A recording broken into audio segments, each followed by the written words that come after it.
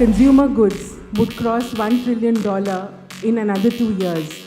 The day you adopt paperless and seamless as a motto for distribution, many of our problems will be resolved. We are talking of a 1.5, 1.6 billion food opportunity. How do you see the opportunity for the brands? And just now he said it's a nation, travel 1,000 kilometers, you see 100 countries there. So looking at the diversity of the country and looking at the opportunity, where do you see the big possibilities in the food business? Now look at India. After liberalization, practically in the last 20 years, all these three phenomena are happening at the same time. All these MNCs came to India, are still coming. A lot of supermarkets have opened up in the last 20 years, frankly all of them. And e-commerce has also happened at the same time. People are not sustainably going to come for discounting. They're not going to come because there's a deal. They're going to come because you, in whatever segment you are, provide damn good food for whatever price you charge. I see the food service market getting into two different halves. One is what I call experiential eating, where people will go out for the experience of eating, and then there'll be complete what I call value consumption. The way I look at distribution, it fundamentally has to serve two purposes. One, it has to capture the demand most efficiently. And the second, it has to service the demand at optimal cost most efficiently.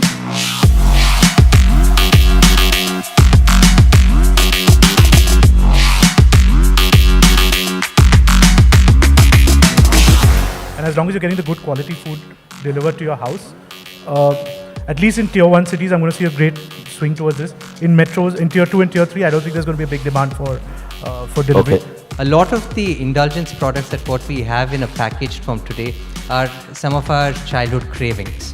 So this is also something that what we need to understand, that when it comes to something natural or organic, India is moving towards that, but I still feel that India is not completely mature enough to take all the products to be organic. But natural and chemical free, definitely yes. There are two different worlds.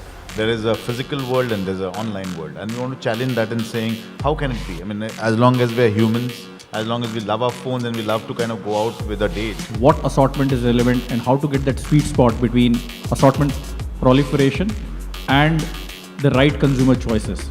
There's a very different cost when you go to smaller towns. There's a very different cost even in terms of store setup cost, etc.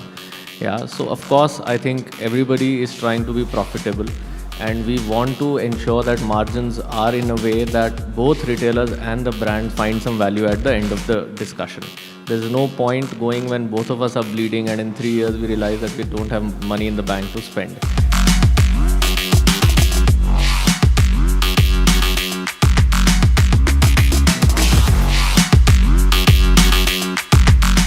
We have to actually assess between two things. One is what is the right assortment, and second is what is the assortment which customer wants immediately.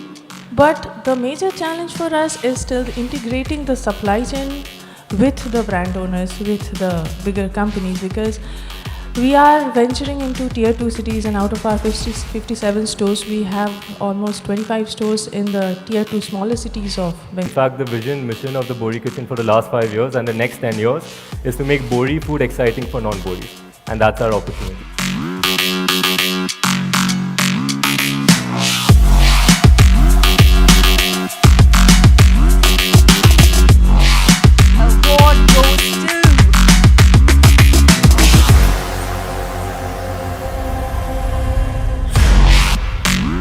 Coca-Cola Golden Spoon Awards.